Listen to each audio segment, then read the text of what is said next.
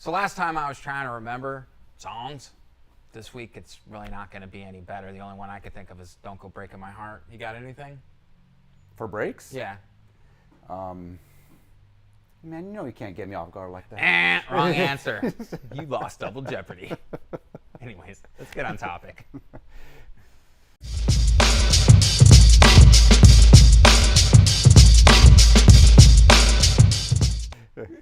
Hey everybody, it's Thomas with Get Out Arizona, and you are watching another episode of Toolbox Topic. Why? I am joined by my co-host, right? It's the question we'll get to at the end. I'm joined by my co-host, Brandon Van Leuven. Once again, Brandon, how are you? I'm doing swell. Swell? Okay. Swell. Superfluous?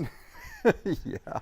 So last week we had Wyatt back on the show talking about front suspension maintenance, and this week we're moving on to the second part of our brake series. Hopefully the last.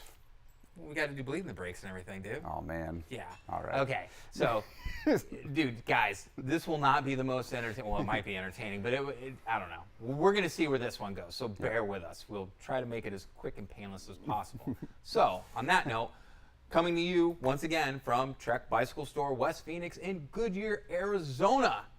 Amen. And if you're wondering why I'm so loopy, it's because we filmed this episode the same day that we filmed the episode with Wyatt, so I'm still burning on zero sleep. I haven't eaten. I've got my cup of coffee. Oh. We're going to see what we can do here, guys. So, Brandon. It's cozy with the coffee. That's good. It's Yeah. like little coffee side chats. I like It's it. one of those little fake fires or something like that in a storybook. So, yeah, to follow up with our introduction to brakes, and different braking systems, let's just talk about how to take care of these guys just a little bit better and things to look out for. Okay. No one to bring it in, no one to hold them, no one to fold them. Jesus, guys, you can already see when Brandon's trying to make jokes, this episode is Gonna be bad. Yeah. Yeah. So let's start off with our normal caliper brakes here. It's important that when they're going to get dirty. Let's just put it that way. And to keep these guys operating properly, to keep them that nice snappy, nice feel, we're going to want to keep them clean. All these brakes, the mechanical ones, are going to have pivots on them. Right. And all these pivots have the tendency to get dirty inside there, and they'll get grindy, Brandon, and they won't do you snap have a tendency back. to get dirty? There it is again. Come on, Brandon. Don't be so sassy today. Thomas is the one who didn't have any sleep. Come on now. You said you touched me. Touch me. Touch me! God damn it. All right. I'm going to... All right, continue. You may not learn anything, folks, but hopefully you get a good laugh out of this. And if it's too early in the morning for you, get some fucking bourbon. Too early for me. Man up.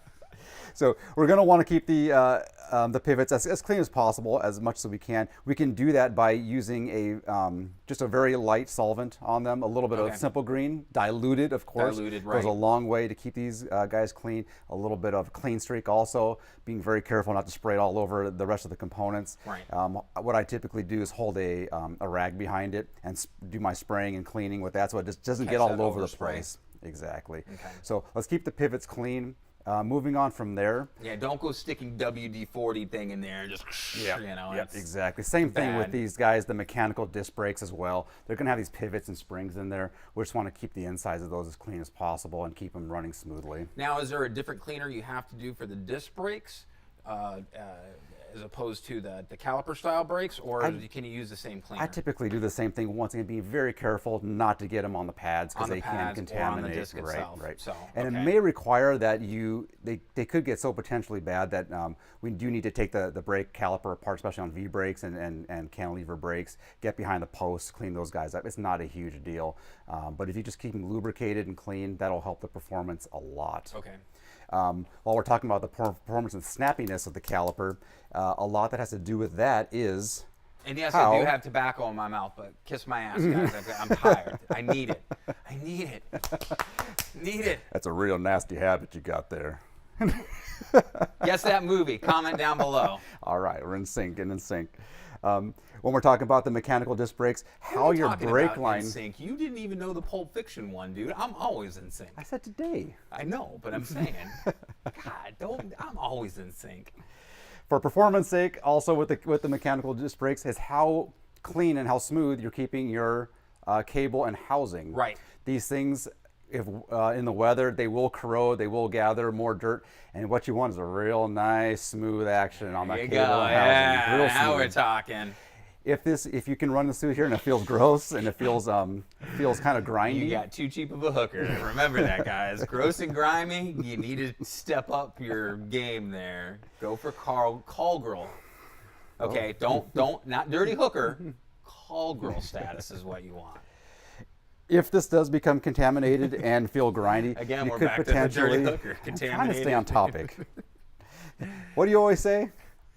It's Brandon's on fault. topic. It's Brandon's fault. All right, come on, continue. You could potentially just use a very nice drip lubrication and get it down in there and work it in there to make it smooth. If not, really the best thing to do would just be to replace the cable and housing. It's very inexpensive and it'll make the brake It system is. feel really nice, It real is. nice and snappy, as Well, we and like you're to shifting say. as well too.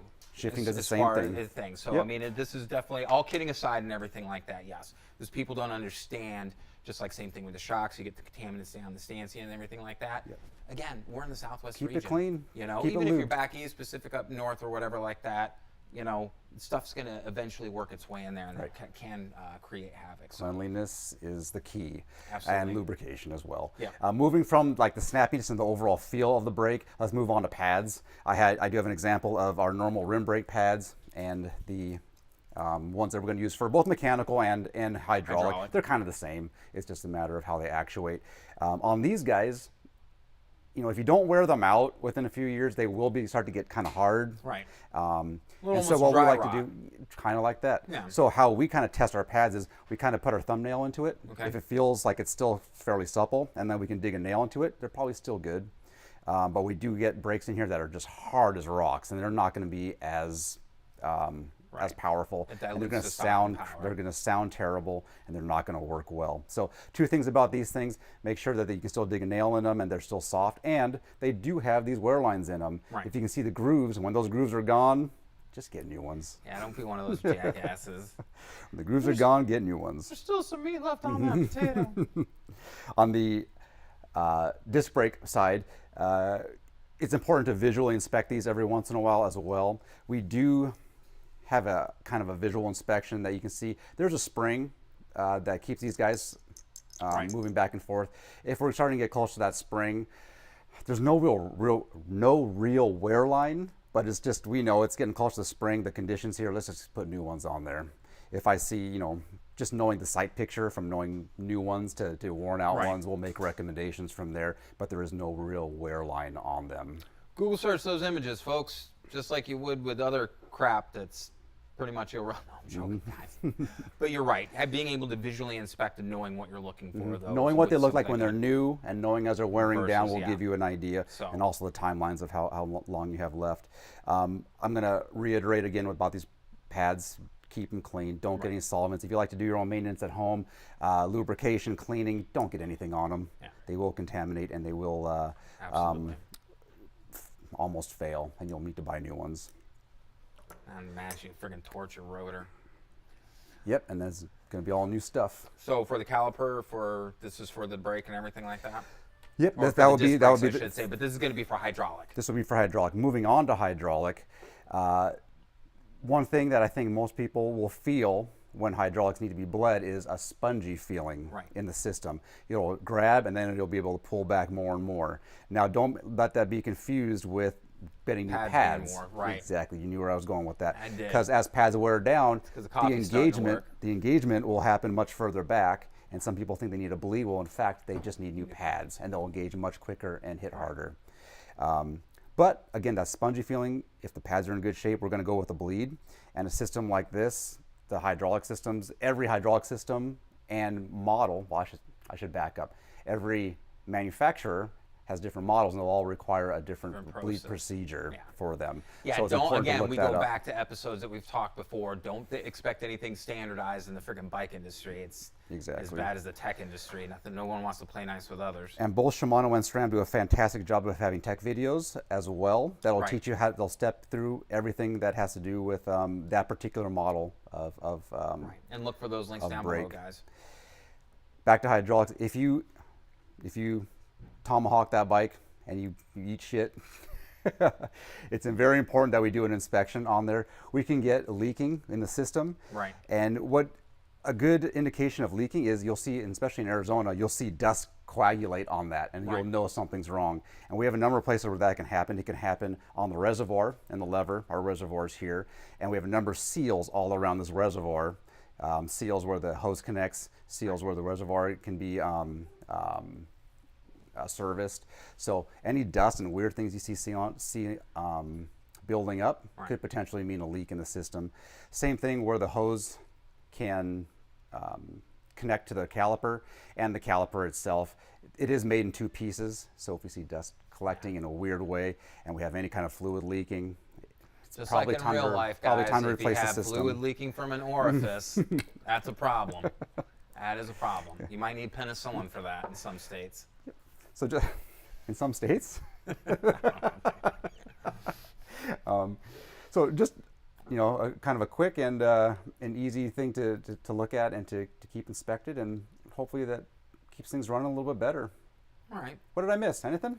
I don't What do know, you think? but if you did miss something, make sure you put that down in the comments below, because this guy's slacking lately. That's about If all we as need to much as I can friggin- talk about brakes.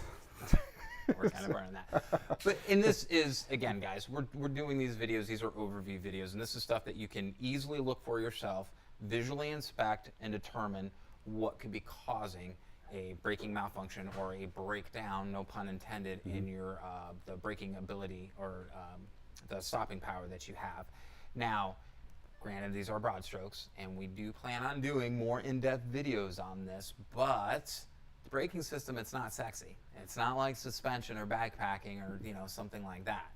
So we're doling it out a little bit at a time. We don't want you to think, Jesus Christ, these guys have gotten boring now and go someplace else. That's not the case. It's one of those subjects that should be talked about. And to be quite honest with you, a lot of people don't think about their brakes when it comes to bikes. I think it's one of the more neglected items on the bike. You might be right. So that's just my opinion. And what do I know? I have a shaved head and tattoos.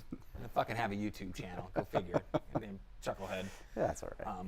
So anyways, okay, so there you go. There you have it, guys. A nice broad stroke explanation on what to look for, your braking system for signs of wear, malfunction, and fatigue.